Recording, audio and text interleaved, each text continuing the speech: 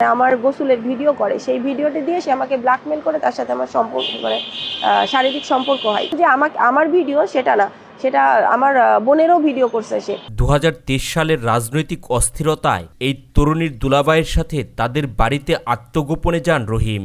সেখান থেকেই ধীরে ধীরে রহিমের সাথে সখ্যতা গড়ে ওঠে এই তরুণীর। রহিমকে আমি চিনি। রহিম হচ্ছে আমার 2023 সালে যখন বিএনপির অনেক খারাপ সময় যাচ্ছিল, তখন ওই আমার বোন জামাইয়ের সাথে আমাদের বাসাতে আত্মগোপন করার জন্য গেছিল, সেই মাধ্যম দিয়ে আমি ওকে চিনি। তারপর ওর সাথে আমার একটা সম্পর্ক তৈরি হয়, যেটা আসলে সম্পূর্ণ একটা ব্ল্যাকমেলিং আর কি। সে আমাকে ব্ল্যাকমেল করে। এই তরুণী জানান তাদের বাড়িটি ডুপ্লেক্সের বাড়িতে ছাদের উপরে গোসলের ব্যবস্থা ছিল। সেই গোসলখানার উপরের ছাদ খোলা থাকায় এই তরুণী যখন গোসল করতে যান, রহিম কৌশলে ছাদে গিয়ে গোসলের সম্পূর্ণ ভিডিও তার মোবাইল ফোনে ধারণ করে। এরপর গোসলের সেই ভিডিও দেখিয়ে এই তরুণীকে ব্ল্যাকমেল করে দিনের পর দিন তার সাথে শারীরিক সম্পর্কে মিলিত হয় রহিম। আমাদের বাসাতে থাকতে থাকতে সে আমাদের বাসাটা আবার আপনার ডুপ্লেক্স বাসা, ছাদের উপরে গোসলের ব্যবস্থা আছে, তো সেই জায়গাতে উপরের ছাদটা খোলা, মানে গোসলখানার উপরের ছাদ খোলা। সে উপরের ছাদ থেকে আমাদের আমার গোসলের ভিডিও করে, সেই ভিডিওটি দিয়ে সে আমাকে ব্ল্যাকমেল করে, তার সাথে আমার সম্পর্ক শারীরিক সম্পর্ক হয় ওই ভিডিওর মাধ্যম থেকে প্রথম। এই তরুণীর অভিযোগ, শারীরিক সম্পর্কের এক পর্যায়ে রহিম তার স্বামীকে ডিভোর্স দিতে বলেন। স্বামীকে ডিভোর্স দিয়ে তার সাথে ঢাকায় চলে আসার অফার করেন। তার কথা না শুনলে গোসলের সেই ভিডিও সামাজিক যোগাযোগ মাধ্যমে ভাইরাল করে দেওয়ার হুমকিও দেয় সে। উপায় না পেয়ে রহিমের কথা মতো ঢাকায় চলে আসেন এই তরুণী। দেন তারপর এক পর্যায়ে 2-3 মাস সে আমাকে এভাবে তার সাথে সম্পর্ক রাখার পর সে আমাকে আবারও ব্ল্যাকমেল করে বলে, তুমি ঢাকায় চলে আসো, তারপর এখানে আসার পরে তুমি তোমার জামাইরে ডিভোর্স দিয়ে দিবা, ডিভোর্স দিয়ে আমি তোমাকে বিয়ে করব। আমি তার কথা মতো সেভাবেই আমার জামাইকে ছেড়ে তার হাত ধরে আমি ঢাকাতে চলে আসি। ঢাকায় এসে স্বামী স্ত্রীর মতো একসাথে বসবাস করেন তারা। এরই মধ্যে তার স্বামীকে ডিভোর্স দেওয়ার জন্য চাপ সৃষ্টি করে রহিম।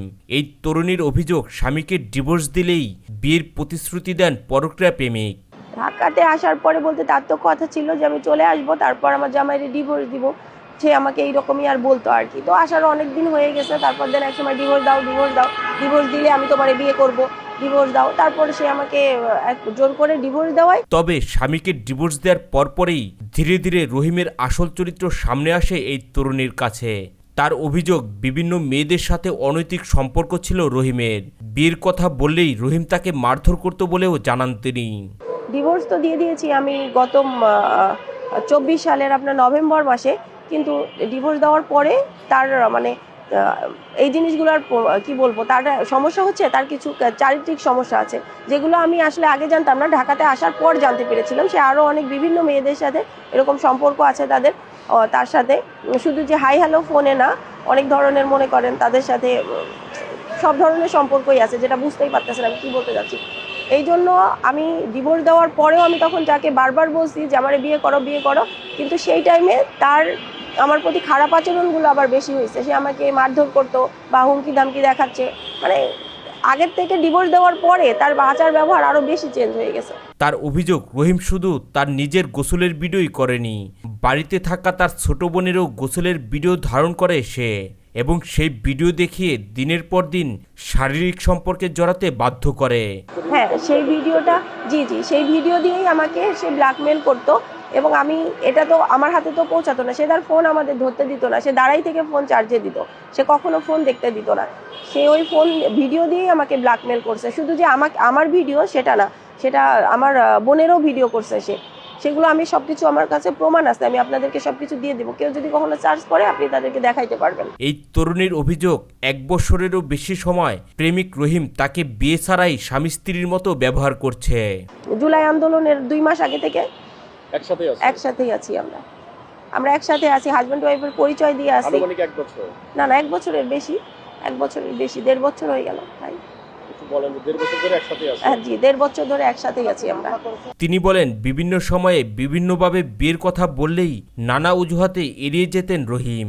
এখন চাচ্ছি, যেহেতু সে আমাকে জোরপূর্বক ভাবে সে বলছে যে এতদূর পর্যন্ত আনছে, এখন তার তো উচিত আমাকে বিয়ে করা। কিন্তু তার ডিভোর্সের পর থেকে সে আমাকে নানা ধরনের তালবাহানা দেখিয়ে যাচ্ছে যে আজকে বিয়ে করব, কালকে বিয়ে করব, তারপর পরশুদিন করব, আমার বাবারে এনে করব, মারে এনে করব, কিন্তু সে কোনোভাবেই আমার সাথে কাবিন করতে চায় না।